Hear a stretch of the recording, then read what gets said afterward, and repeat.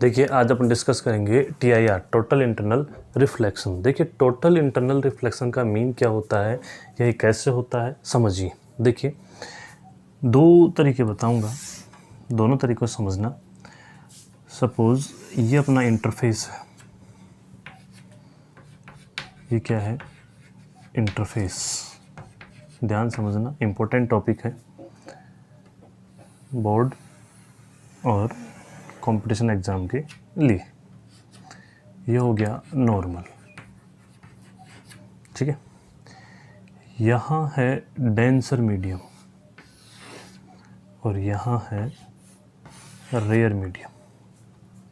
Clear? अपने को पता है कि जब रे ऑफ लाइट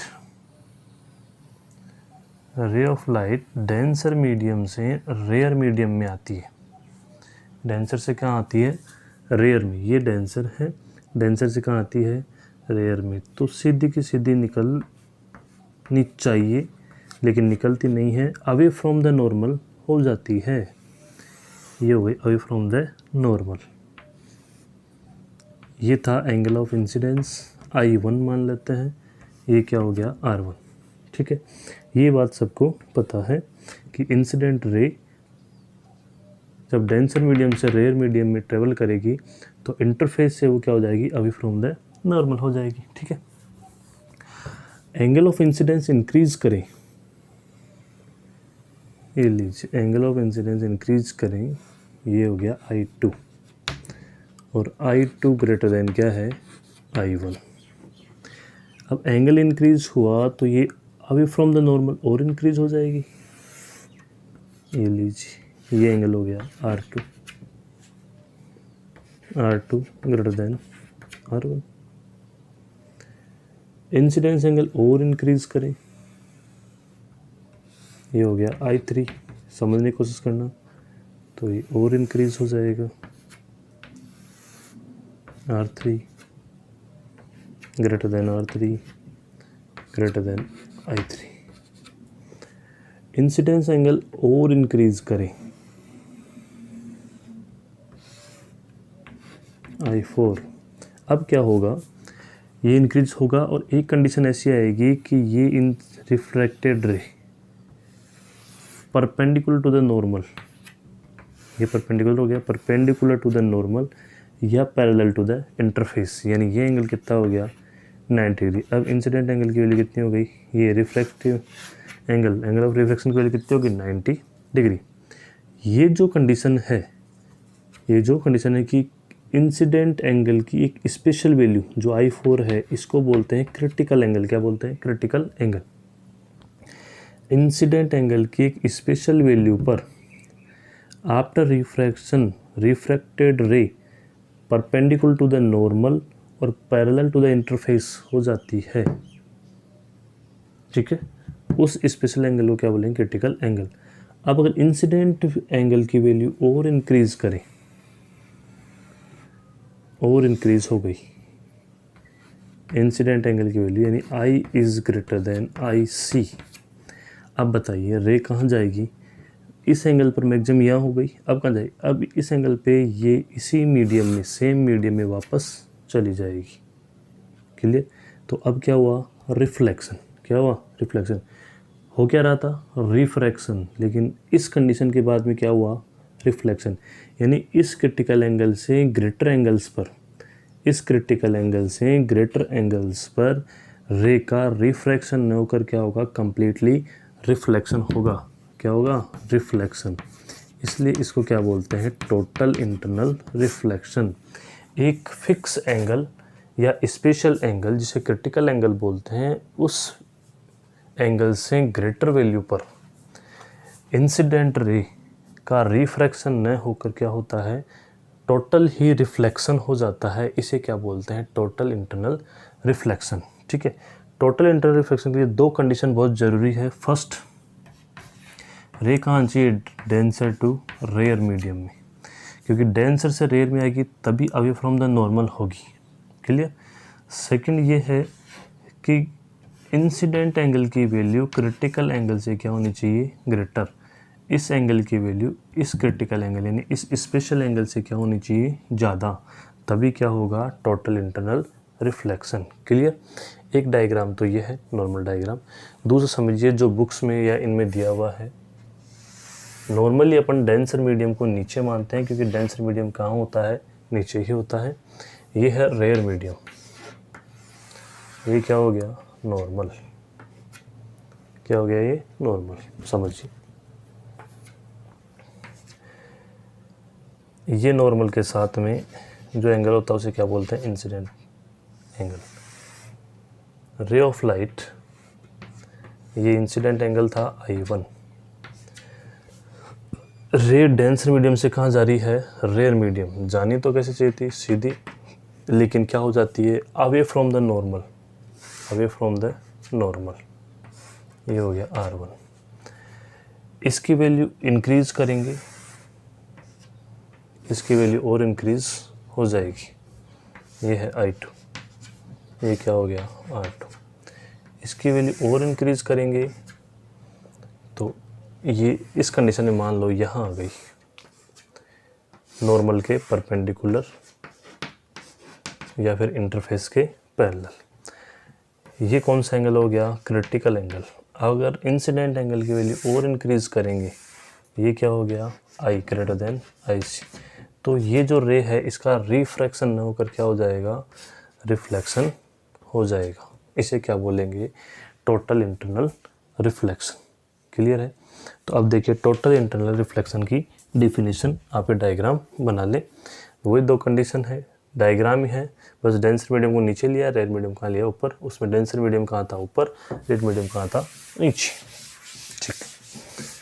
अब देखिए definition.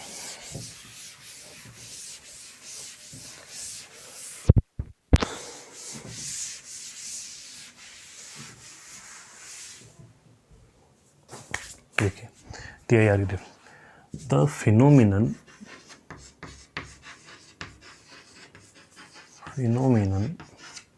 the phenomenon by virtue of which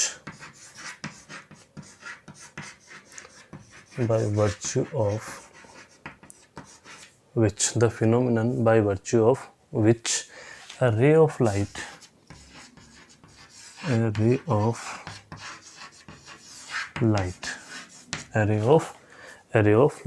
traveling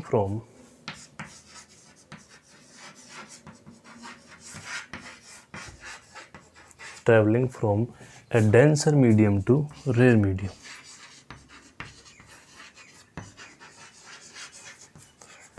a denser medium to a rare medium, a rare medium. The phenomenon by virtue of which a ray of light traveling from a denser medium to a rare medium is sent back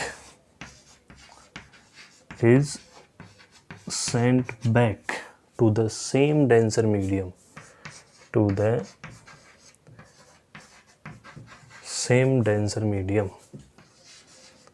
same denser medium is strikes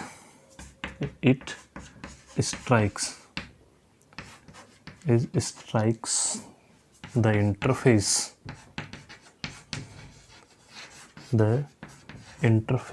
of the denser medium, of the denser and the rare medium,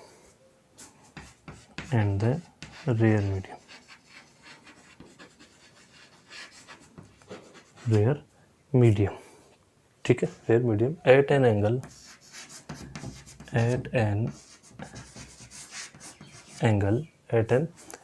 greater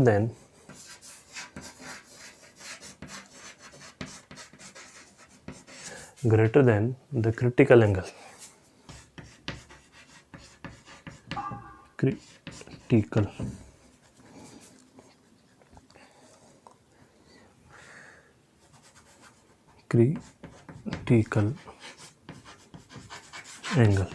critical angle is called total internal reflection of light, total internal reflection of light. ठीक है, देखिए the phenomenon by virtue of which, chalk ले लेता हूँ, the phenomenon which a ray of light traveling from a denser medium to a rare medium is sent back to the same denser medium.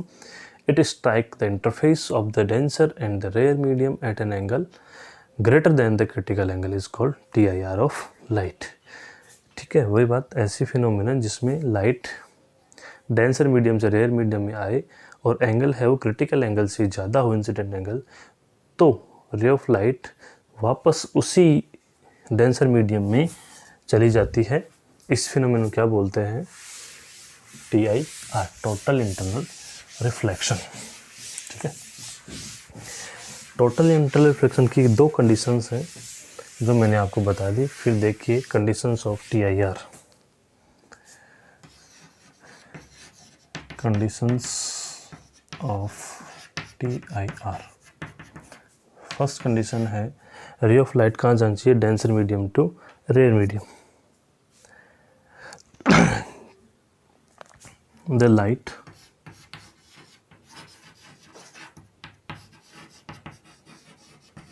must travel, the light must travel denser medium to, from denser medium to denser medium to medium to rare medium, पहली बात।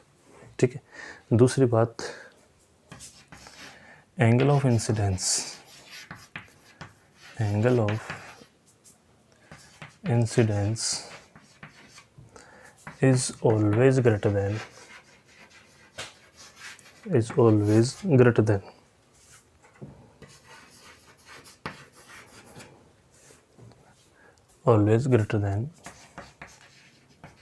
the critical angle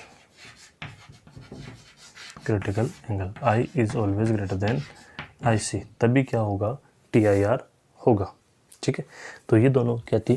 conditions of TIR। Next देखिए,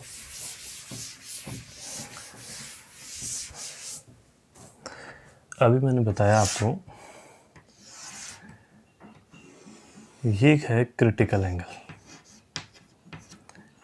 ये incident ray, critical angle पर रे of light, ये तो interface था, ये नॉर्मल था, रे ऑफ लाइट यहाँ आ जाएगी, यानी ये क्या हो गया? 90 डिग्री आर की वैल्यू।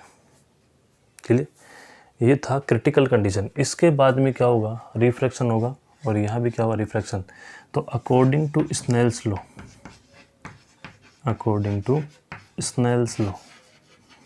स्नेल्स लॉ क्या कहता है? Refractive index n/1 sin I upon sin R। ये मीडियम 1 है और ये मीडियम क्या है? 2 है। ठीक है, तो अब देखिए, ध्यान रखना, मीडियम 1 कौन सा? ऊपर वाला, और ये कौन सा है? डेंसर, और ये कौन सा है? रेयर। ठीक है, यही होगा कि नहीं होगा? इसको मैं ऐसे भी लिख सकता हूँ, n डेंसर n ये रेयर, ये रेयर और ये क्या हो गया? Denser, equals to sine I upon sine R। ठीक है, ये ऐसे लिखा जाता है NR अपॉन ND, क्योंकि ये होता है N2 अपॉन N1। इसका मीन होता है 2 का रिफ्रैक्टिव इंडेक्स 1 के रेस्पेक्ट में, 1 के रेस्पेक्ट में 2 का रिफ्रैक्टिव इंडेक्स, डेंसर के रेस्पेक्ट में रेयर का रिफ्रैक्टिव इंडेक्स, इसका रिफ्रैक्टिव इंडेक्स इसके रेस्पेक्ट में, इसका रिफ्रैक्टिव इंडेक्स इसके रेस्पेक्ट में, ऐसे बोला जाता है। तो ये हो गया N2 अपॉन N1, यह हो गया NR अपॉन ND, पहले ये वाला आएगा अपॉन ये वाला, ये आ गया साइन I क्या हो गया? IC, I क्या हो गया? IC, और ये क्या हो गया? साइन R कितना हो गया? 90 डिग्री। कितना हो गया? 90 डिग्री। ठीक है, तो ये हो गया NR upon ND equal sine IC। Clear? यह है फॉर्मूला फॉर क्रिटिक TIR। अब आपने पता है नॉर्मली रेयर मीडियम क्या होता है, एयर। रेयर मीडियम नॉर्मली क्या होता है, एयर, और एयर का रेफ्रिजरेशन इंडेक्स कितना होता है, 1। तो ये क्या हो गया, 1/ND equals to sign IC। या ऐसे भी लिख सकते हैं अपन, refractive index of denser medium equals to 1/sin IC, sine IC। ये इम्पोर्टेंट फॉर्मूला है। क्लियर, कोई प्रॉब्लम नहीं है, ठीक है। नॉर्मली रिफ्रैक्टिव इंडेक्स क्या होता है, देखिए एयर का रिफ्रैक्टिव इंडेक्स होता है 1, वैसे 1.003 होता है, 1.003, तो अपन क्या मान लेते हैं 1। एंड वाटर ये होता है 1.33, and glass 1.5 approx, and diamond 2.42। ये आपको लर्न होने चाहिए क्योंकि ये क्या है, कॉमन है। वाटर का रिफ्रैक्टिव इंडेक्स 1, वाटर का 1.33, एयर का 1, ग्लास का 1.5, डायमंड का 2.42। इसे नोट कर लीजिए, ये आपको लर्न रखना है। अब हम देखते हैं एक न्यूमेरिकल, अच्छा सा न्यूमेरिकल जो बोर्ड में भी आया हुआ है, NCERT में भी है और IIT एग्ज़ाम में भी आया हुआ है, ठीक है। NCERT का चैप्टर नंबर 9 का क्वेश्चन नंबर 5, ठीक है। क्वेश्चन नंबर 5 देखिए क्या है, मैं पढ़ता हूँ। A point source of light is situated at the bottom of a tank filled with water up to the level of 80 centimeter, ठीक है। Find the area of the surface of water through which light from the source emerges out. Take refractive index 1.33 of water। देखिए एक point source of light है, is situated कहाँ है, at the bottom of a tank with water up to the level of 80 centimeter. एक water tank है, उसके bottom में देखिए एक वाटर टैंक है, समझिए ये है अपना क्वेश्चन, ये है वाटर टैंक। इस वाटर टैंक में 80 सेंटीमीटर, अपन पूरा ही मान लेते हैं कि यहाँ तक पूरा पानी फिल है। इसका मतलब ये डिस्टेंस कितनी है, 80 सेंटीमीटर, ठीक है। इसके बॉटम में एक लाइट सोर्स, क्या है, लाइट सोर्स। इस लाइट सोर्स से लाइट आएगी। आपने देखा होगा रात को जब टॉर्च जलाते हैं और टॉर्च की लाइट को ऊपर करते हैं तो एक ऐसे कोन बनता है, लाइट का एक बीम बनता है जो ऊपर की ओर उसकी विड्थ क्या हो जाती है, इंक्रीज होती जाती है ऐसे कोन टाइप में। यहाँ सरफेस पे क्या बनेगा, एक सर्कल बनेगा। लाइट ऐसे जाएगी तो ये वाला जो है क्या, वो सर्कल, उस सर्कल का एरिया फाइंड करना है अपने को। यहाँ जो वाटर इसमें है, इस वाटर का रिफ्रैक्टिव इंडेक्स कितना गिवन है, 1.33। रिफ्रैक्टिव इंडेक्स ऑफ वाटर कितना है, 1.33, और इसको लिखते हैं 4/3, ठीक है। अपने को ये एरिया फाइंड करना है। अब देखिए ये एरिया फाइंड करने के लिए अपने को ये रेडियस फाइंड करनी है। क्यों, क्योंकि एरिया होता है πr², सर्कल का एरिया होता है πr², समझिए, ठीक है। r अपने को पता लग जाए तो अपने को एरिया आ जाए। r कैसे पता लगेगी, देखिए यहाँ TIR हो रहा है, क्या हो रहा है, TIR। लाइट कहाँ से आ रही है, डेंसर मीडियम से। कहाँ फैल रही है, रेयर मीडियम। ये देखिए ये डेंसर मीडियम है, ऊपर कौन सा मीडियम है, रेयर, क्योंकि एयर है। लाइट डेंसर से रेयर में आती है तो ये देखो यहाँ फैल गई, यहाँ क्या बना लिया, सर्कल, यानी ये क्या हुआ, TIR की कंडीशन, यानी यहाँ क्रिटिकल एंगल बन रहा है। कौन सा एंगल बन रहा है, क्रिटिकल एंगल बन रहा है। तो ये वाला एंगल क्या हो गया, क्रिटिकल एंगल। ये वाला एंगल क्या हो गया, क्रिटिकल एंगल, ठीक है। क्योंकि क्रिटिकल एंगल पर ही तो ये क्या होती है, ऐसे फैल जाती है 90 डिग्री, अभी बताया था ना। ये जब क्रिटिकल एंगल होगा तभी तो ये रेखा हो जाएगी, ऐसे हो जाएगी, ऐसे हो जाएगी, तो ये क्या बन गया, सर्कल। क्लियर। अब यहाँ से देखिए ये है 80 सेंटीमीटर, ठीक है। 80 सेंटीमीटर 0.8 मीटर भी लिख सकते हैं। तो यहाँ देखिए क्या लगाएं, tan theta, tan theta, tan IC equals to क्या होता है, परपेंडिकुलर अपॉन बेस। थीटा के सामने वाला परपेंडिकुलर, ये क्या हो गया, बेस, R अपॉन 0.8। तो R इक्वल्स टू क्या हो गया, 0.8 10 IC। क्लियर। अब अपने को वैल्यू फाइंड करनी है किसकी, 10 IC की। क्लियर। अब देखिए 10 IC क्या होता है, 10 IC होता है sine i upon sine theta upon cos theta. Clear. अच्छा देखिए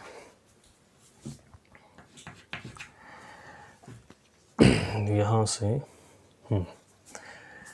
अभी अपने को पता था ये क्रिटिकल एंगल, अभी मैंने बताया था sine IC equals to 1 upon refractive index of denser medium. Sine IC 1 upon 1.33। Clear, कोई प्रॉब्लम नहीं है। जब अपने को साइन IC की वैल्यू ये पता है, इसको मैं 4/3 भी लिख दूँ, ये होता है 4/3, तो ये हो गया 3/4। अच्छा साइन क्या होता है, साइन क्या होता है, perpendicular upon hypotenuse, perpendicular upon hypotenuse. अब देखिए कोस IC, कोस IC होता है 1 माइनस साइन स्क्वायर IC। तो cos IC equals to root 1 minus 9/16। कोई प्रॉब्लम नहीं है, एक तरीका तो ये है। अब अपन यहाँ लिख देंगे sine IC upon cos IC, ठीक है, कोई दिक्कत नहीं है। इससे क्या आ जाएगा, यहाँ वैल्यू आएगी, सोल्व कर लेंगे, देखिए कैसे। R equals to 0.8 multiply sine IC कितना हुआ 3/4, कोस IC कितना हुआ, ये हो गया 16 माइनस 9, 7/16, रूट 7/4, 4 से 4 कैंसिल, तो R इक्वल्स टू कितना हो गया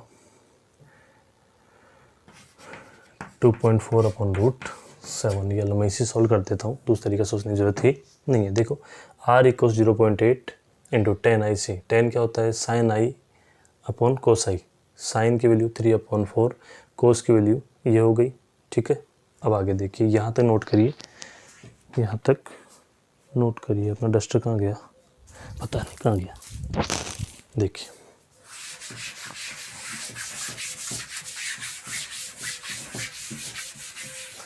अपने पास R की वैल्यू ये आ गई।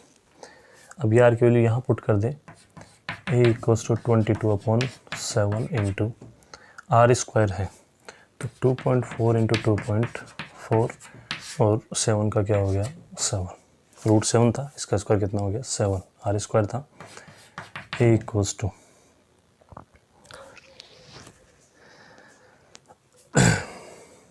इनको मल्टीप्लाई कीजिए,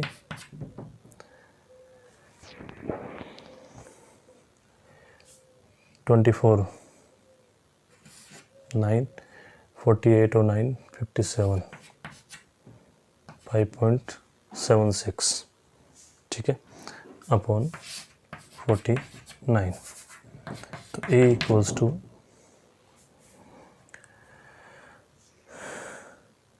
इसको मल्टीप्लाई करके सॉल्व कीजिए, और सॉल्व करने पर आएगा 2.6 meter square approx, 2.6 meter square multiply करके देखिए।